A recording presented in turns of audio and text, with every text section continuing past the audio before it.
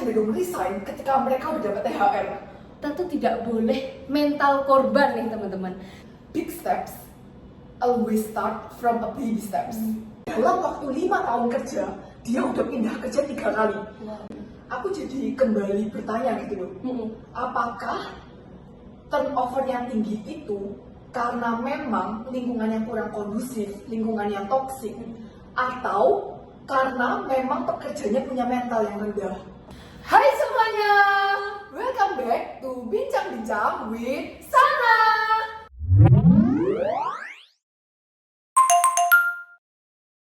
Dengan aku Kalisa Dan aku Natalia. Wah, kayaknya hari ini akan jadi menarik banget. Iya betul. Nah, kira-kira hari ini apa sih pembahasan kita pada hari ini? Kalau misalnya kita lagi bareng nih, kalau kita lagi ngomong-ngomong asik, berarti kita akan membicarakan tentang keresahan. Oke betul, iya kan kita memang cuma akan asik doang kalau misalnya kita lagi resah. Iya betul. Antara salah satu dari kita yang resah atau dua orang lagi resah. Iya. Nah sekarang ini kebanyakan kita kan di usia 20-an. Iya betul. Jadi pasti ada banyak lah yang kita resahkan, entah mungkin pacar, atau mungkin pertemanan, atau mungkin kuliah, atau mungkin quarter life crisis. Iya. Tapi hari ini tuh aku nggak lagi mau ngomongin tentang cinta-cintaan, tentang pacaran, pertemanan, atau kuliah. Tapi sekarang aku tuh mau bicarain tentang periodeku nih, karena aku lagi ada di masa magang. Oh iya betul, akhir-akhir ini kita lagi magang ya? Iya betul. Nah, apa sih akhir-akhir ini yang mungkin jadi keresahanmu, atau ada nggak cerita unik di magang? Wah, kalau cerita unik di magang sih sebenarnya banyak ya. Mulai dari atasan yang toksik, dari lingkungan magang yang cenderung kurang suportif, dan juga bahkan ada kayak teman-teman sesama magang nih yang juga kayak sikut-sikutan, toksik dan lain-lain gitu sih. Berarti memang kerasa ya kalau misalnya lingkungan magang itu ya beda banget sama kuliah. Iya, benar beda banget. Tapi iya, ini sih sebenarnya salah satu ceritaku adalah kan aku sekarang juga sama kan kayak kamu. Iya, kita juga lagi di periode magang. Iya.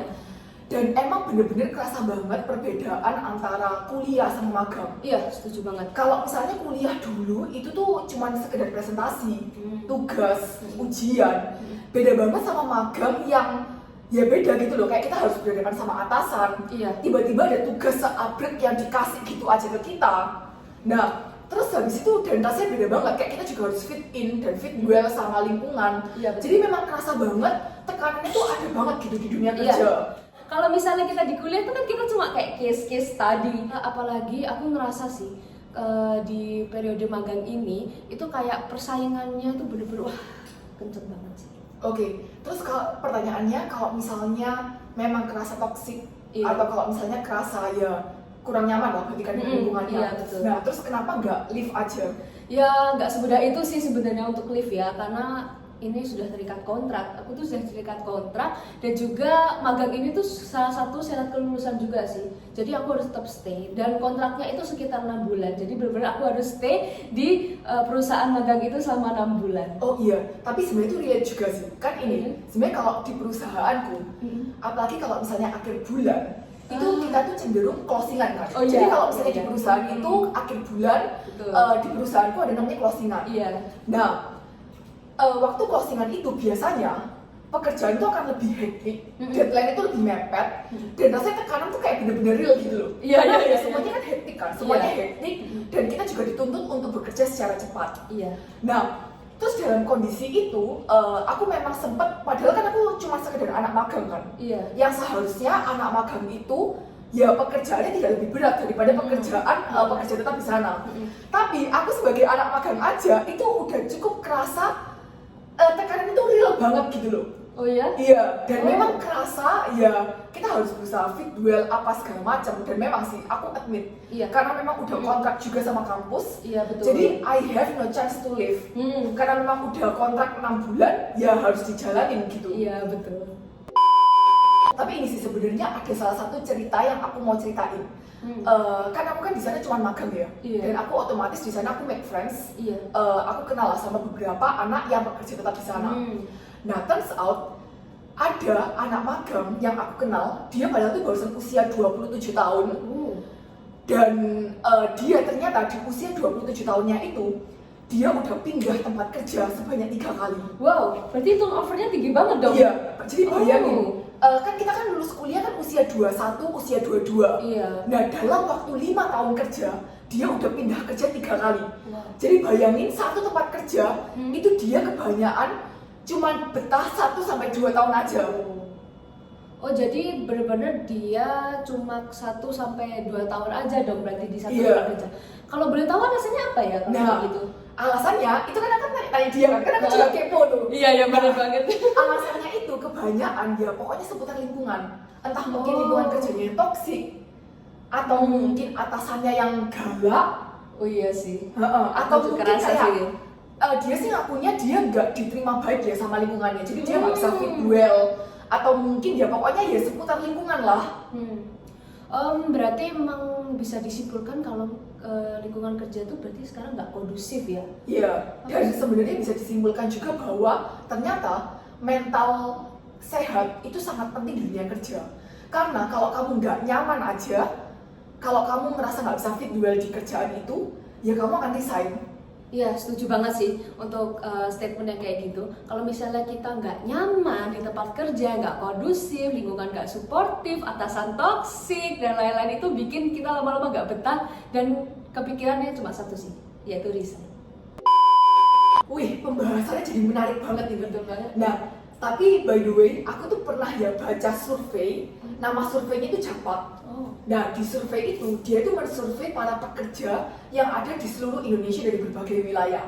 Nah, ternyata isinya itu sebanyak 34% pekerja, itu kebanyakan mereka tuh pengen resign, tapi karena mungkin entah karena nggak punya waktu, atau mungkin ya memang mereka belum cari lowongan baru aja, jadi mereka tuh belum punya kesempatan untuk resign. Tapi bayangin sebenarnya, sebanyak 34% orang-orang itu sebenarnya tuh pengen resign. Nah, terus tahu nggak apa surprise-nya? Apa tuh? Ternyata sebanyak 8% dari pekerja itu mereka cenderung resign ketika mereka udah dapat THR. Oh. Jadi bayangin, mereka tuh mungkin karena saking udah nggak betahnya, tapi karena mereka memang ngejar THR-nya kan. Iya, Jadi betul ketika mereka udah dapat THR-nya, mereka cabut gitu aja. Langsung resign gitu ya setelah dapat THR. Dan itu relate banget gak sih zaman sekarang? Karena zaman sekarang tuh lagi ngetren sama yang namanya kutu loncat. Oh iya, betul. Kayak pindah-pindah kerjaan. Terus mereka tuh berusaha nyari kerjaan yang bener-bener sweet ke mereka, yang bener-bener kayak cocok banget ke mereka, yang sesuai dengan ekspektasi mereka. Tapi kalau aku lihat-lihat yang di label kutu loncat itu sebenarnya Gen Z nggak? Oh iya betul, Ya kemudian kan? Gen Z. Iya, karena Gen Z itu dicap punya kayak loyalitas yang rendah gitu loh. Iya. Dan mereka itu mau yang hidup serba instan dan ngikutin ego mereka masing-masing sih. Iya betul. Tapi sebenarnya balik lagi ya, kalau misalnya bahas soal turnover yang tinggi itu, aku jadi kembali bertanya gitu loh. Apakah turnover yang tinggi itu karena memang lingkungan yang kurang kondusif, lingkungan yang toksik, atau karena memang pekerjanya punya mental yang rendah? Nah, itu aku setuju banget sih, dan aku juga mikir kalau everything itu start from mindset. Jadi semua itu berasal dari mindset kita sendiri sebenarnya.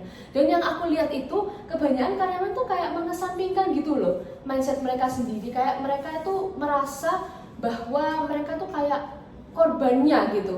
Jadi mindset yang positif, yang baik, yang sebenarnya mereka bisa melihat dari sisi positifnya tuh mereka nggak lihat dari situ. Iya, karena sebenarnya ya, ketika kita udah mau memutuskan untuk masuk ke lingkungan kerja, ya masuk ke suatu tempat gitu, itu sebenarnya harusnya kita sudah komitmen gitu untuk ya menghadapi apapun tantangan yang harus dihadapi. Jadi kalau misalnya ya bukan yang tiba-tiba kayak nggak betah dikit aja langsung cabut, Resign gitu ya. digertak dikit aja langsung cabut, itu kan maksudnya berarti kurang komitmen ya. Dan terus di sisi lain, aku tuh juga percaya bahwa we attract what we believe. Yes. Jadi kalau misalnya kita memandang suatu hal atau suatu peristiwa sebagai hal yang negatif, ya memang itu yang akan terjadi. Tapi kalau misalnya kita menganggap suatu hal sebagai hal yang positif, kita bisa anggap itu sebagai mungkin pembelajaran, ya memang itu akan jadi hal yang memang positif juga untuk diri kita. Iya. Coba ya, kalau gitu berarti kita rumuskan dong apa aja langkah cerdas untuk meningkatkan kesehatan mental dan menjaga budaya mental sehat di lingkungan kerja. Barangkali podcast kita hari ini itu bisa berguna khususnya untuk Gen Z nih. Oke, kalau gitu menurutku nomor 1 itu penting banget. Big steps always start from a baby steps. Jadi mulai dari diri sendiri dulu. Kalau misalnya kita mau berharap kita punya lingkungan yang sehat, maka terlebih dahulu kita harus jadi ya orang yang sehat itu dulu. Karena jangan sampai ya kita tuh sebenarnya tuh menuntut pengen dapat lingkungan yang gak toksik, tapi ternyata kita sendiri itu justru yang jadi toksik untuk orang lain. Jadi jangan sampai ternyata kita sendiri tuh yang mungkin ngikut temen atau mungkin ya pokoknya jadi benalu lah di lingkungan kita. Oh iya, aku setuju banget sih sama statement itu. Dan juga untuk poin kedua yang gak kalah pentingnya adalah kita tuh tidak boleh mental korban nih teman-teman. Jadi mental korban itu adalah mental dimana kita tuh merasa paling tersakiti, merasa paling teraniaya. Jadi sebenarnya kita tuh bisa kok melihat dari sisi positifnya dari situasi-situasi dan masalah-masalah yang terjadi di lingkungan kerja. Iya, tapi bener sih, mental korban itu memang chaos banget. Iya. Karena memang aku tuh sebenarnya selalu percaya bahwa segala sesuatu itu dimulai dari perspektif dan persepsi kita. Iya. Betul. Dan juga aku setuju banget sih sama statement itu kalau semuanya itu berasal dari diri kita sendiri. Iya, dan ini sih menurutku juga selain mental korban, skill resiliensi. Oh, iya, pernah dengar nggak sih? Pernah resiliensi pernah dengar. Jadi singkatnya resiliensi itu adalah skill yang harus dimiliki oleh pekerja. Nah, resiliensi sendiri itu adalah bagaimana cara kita bisa mengatasi dan adaptasi dari kayak cara-cara kita untuk menangkal situasi yang sulit dan kita bisa beradaptasi dan survive dari lingkungan yang sulit itu. Iya, betul sih. Iya. Nah, jadi menurutku kayak skill resiliensi, cara kita untuk survive di tempat kerja itu jadi hal yang sangat penting. Nah, di sisi lain kalau misalnya kita punya mental yang tahan banting, kita bisa survive di lingkungan kerja, otomatis kita pasti akan meningkatkan atau punya rasa percaya diri. Iya. Jadi kayak suarakan apa yang seharusnya disuarakan, berilah pendapat ketika itu dibutuhkan, dan yang paling penting adalah proaktif dan berkontribusi secara positif bagi perusahaan. Oh iya, betul banget sih untuk yang proaktif tadi. Kita harus bisa menyuarakan apa yang kita rasakan supaya perusahaan itu mengerti dengan kondisi kita gitu. Tapi aku juga mikir sih, sebenarnya kayak kita cuek-cuek dan acuh gitu penting gak sih? Oh iya. Kayak sikap apatis gitu loh. Oh iya, betul. Karena aku mikir juga kalau misalnya kita stres itu berasal dari kita yang bersikap kayak overreaction gitu sama kejadian dan masalah-masalah yang terjadi gitu. Iya, soalnya memang kebanyakan kayak suatu lingkungan atau suatu kondisi itu kadang-kadang tuh bisa terjadi karena kehebohan atau ya overreaksi dari masyarakat. Betul banget sih. Iya. Oke, berarti kalau gitu kesimpulannya sebenarnya semuanya itu harus dimulai dari mindset. Iya, karena jadi semuanya itu harus dimulai dari diri sendiri. Iya. Jadi memang punya mindset yang positif itu penting banget sebagai antisipasi dan sebagai hal yang positif gitu loh untuk diri kita sendiri. Jadi solusinya adalah mulai dari diri sendiri dulu, spread positivity, bersainglah secara sehat di tempat kerja.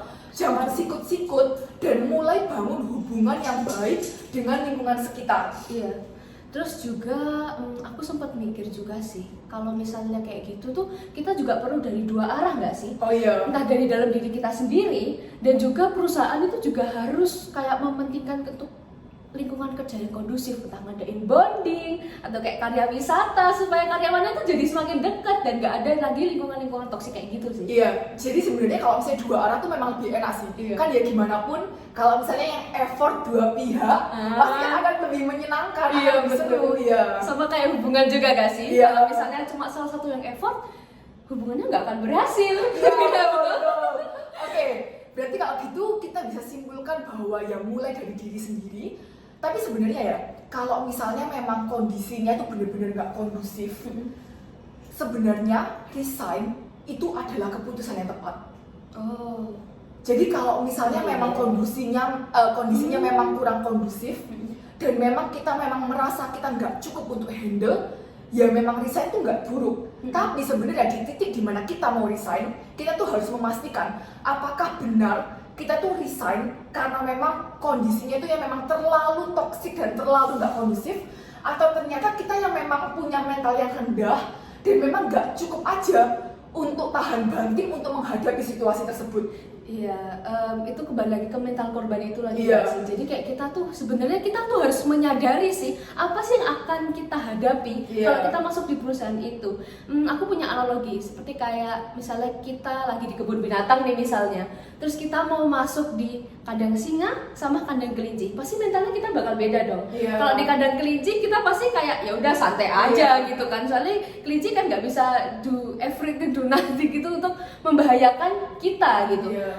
Beda lagi kalau kita di kandang singa, walaupun kita kayak ada di misalnya mobil atau apa yang sudah safety, tapi kita kan tetap was-was gitu loh. Iya. Karena singa itu bisa melakukan hal yang bisa membahayakan kita gitu. Jadi kan. memang paling penting sebelum kita mau masuk ke kandang apapun, Iya. sebelum kita mau masuk ke lingkungan manapun, Iya. yang penting banget untuk kita tuh mengenali terlebih dahulu. Iya, betul Kita tuh banget. pasti tahu ya kalau misalnya kita mau masuk ke suatu lingkungan, pasti tuh akan selalu ada resikonya. Iya. Nah, oleh karena itu penting banget untuk kita untuk siapin mental, untuk punya mental yang tahan banting, dan yang paling penting tahulah apa yang harus kita hadapi. Ya tadi, baik lagi semuanya berawal dari diri sendiri, Iya. semuanya berawal dari mindset. Ya lebih bagus lagi kalau misalnya perusahaan punya kontribusi untuk bangun budaya yang sehat. Karena balik lagi, dua arah akan selalu lebih baik daripada satu arah aja. Nah, betul banget.